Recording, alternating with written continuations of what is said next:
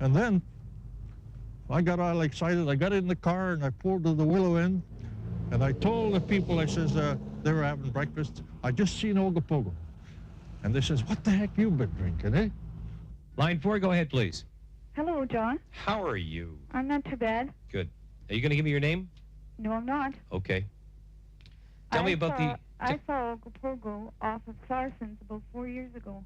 Okay, you don't want to give your name on the air. No, I don't. You've told some people, obviously. Yes. Are you afraid that they might think you're a little bit of a... Well, I had some strange phone calls. And I get them every day. That's what they pay me for. Well, I don't get paid for them, so I don't really want any more, thank you. We were up on the beach having a picnic, and my daughter was on the swings when I saw this creature underneath the wharf there. And when I turned around and saw it and realized that it was the legendary Ogopogo, I just freaked out. I grabbed the baby and ran down to the beach, and I guess I yelled over and over, that's him. She was screaming like anything. She just couldn't believe it. Her face was red. And, was fishing or whatever it was doing, and it was there for quite some time. Then it straightened out and went along those poles. And as it traveled along, just the 3 humps were showing, and they were from one of those end of those poles to the other in the space the 3 humps were. It traveled along the beach till about the corner over there, and then it turned and went straight across the lake. All right, we're going to break from the phone calls right now and introduce to you someone that's well known in the Okanagan Valley, Arlene Gall. Arlene has written a book on the Ogopogo. Good morning, Arlene. How are you? Good morning, John. Morning, Teresa. Good morning, Arlene. How many sightings have you documented? Literally hundreds. Literally hundreds. When was the first sighting? The very first sighting was in 1852. The first documented sighting in 1852. Okay, 1852, and it's now 1980. Do we take it to mean that there must be more than one Ogopogo? There definitely appear to be more than one. There has been a film that was made, and I think it was back in 1968. It's pretty hard not to believe when you see it right in front of your eyes. Tell us about that film this morning. The Folden film was taken in 1968 by a gentleman by the name of Art Folden. He was returning from a trip to his home in Chase. And as he neared Peachland area, he spotted an object out on the lake, and he said to his wife, look, there's Ogopogo. And she laughed at him. And he got out and started filming the creature. And what we see in the film is a large animate object moving through the water, surfacing and submerging at various speeds and at various times. And it also shows the creature taking off at very high speed, producing a massive wake. And this is the footage in the film that I like very much, because you see a creature just pushing water something terrifically with a massive wake in front, just creating huge wave action. This is believability on my part. Have there been any recent sightings? We've had approximately 7 to 8 sightings this year, but we have one that has been the very best sighting. Why? It was the Rieger family. It was a beautiful day. The water was just as calm as glass. When I just took a look across, I could see a big wave coming. And at that time, I just didn't take much notice of it, and it kept coming closer, and I thought to myself, why would there be a wave coming if there's no wind or anything? So I called to my son. I says, come on back here, and I says, take a look and see if you think what the heck's coming down the lake here. So he took a look at it, and he says, gee, I don't know.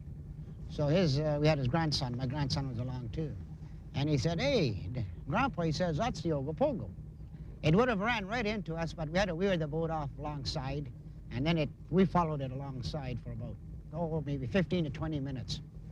And I'd say the monster was possibly 14 to 16 feet long, which was above water, sticking above about 3 feet. And had quite a hump on the front shoulders and had a hump on the back where the tail went. And I'd say the tail was approximately, probably 30, 40, maybe 50 feet, because we couldn't see the end of it.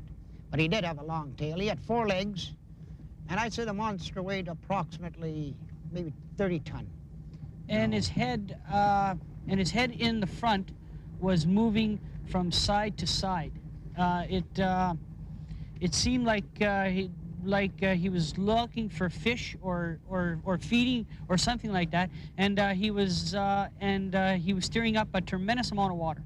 If I would have never seen it, I would have never believed it. And actually, I don't care if anybody believes me or not, but I've seen this animal, and I know it's here, and I know it's a tremendous-sized animal.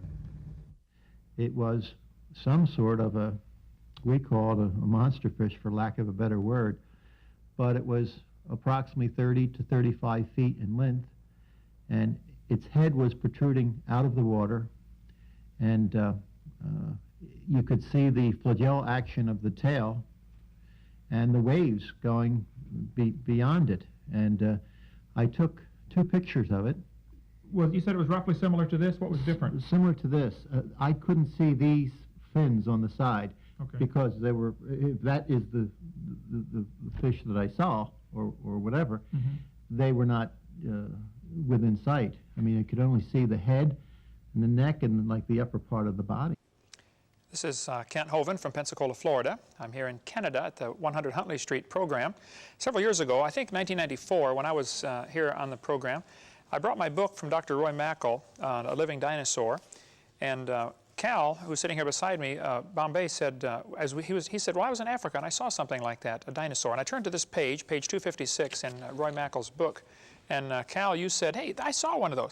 Would you take just a few minutes and tell the folks what you saw and, you know, where you work, and if they can get a hold of you for any questions, and just describe what you saw. Well, it's probably one of the most startling experiences I've ever had. It was about in 1963, I think, and I was on my way through the old roads of Kenya back to Nairobi to pick up a car. So I was taking this old Chevrolet that was almost too big for those roads, for the potholes, and I was going rather slow.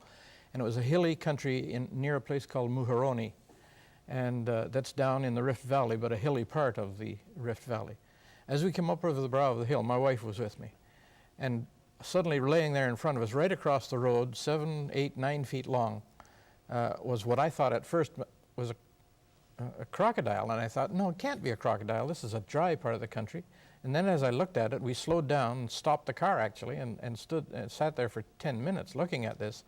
And as I looked at it, I thought, this is, I mean, the actual word prehistoric went through my mind. I said, this can't be real. I've seen pictures like this, but not quite like this one.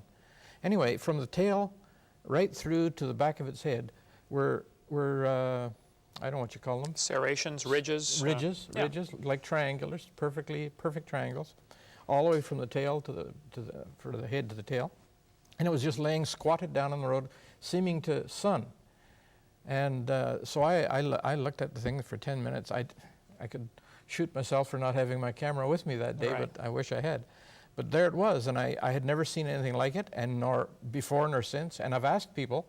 In fact, I went to the Natural Museum and said, have you ever seen anything or heard of anything in Kenya of this nature? And they said, no, there's nothing like that alive today.